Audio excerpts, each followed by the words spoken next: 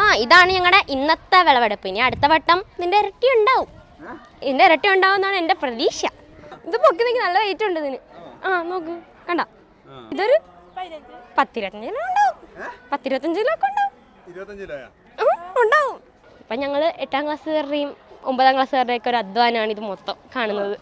കൃഷി ചെയ്യുന്നതുകൊണ്ട് എന്താണ് നമുക്ക് കീടനാശിനിയൊന്നും അടിക്കാത്ത നല്ല ഫുഡ് കഴിക്കാൻ പറ്റും ഉച്ചയ്ക്ക്. അതുകൊണ്ട് ഉച്ചഭക്ഷണത്തിനാണ് ഞങ്ങളിത് എടുക്കുന്നത്. ബാക്കി വരുന്നത് ഞങ്ങൾക്കും അധ്യാപകർക്കും ഒക്കെ വിധിച്ചു കൊടുക്കാറാണ് പതിവ്. ഇല്ല, ഇവിടുന്ന് ഫുഡ് കഴിക്കുന്നത്.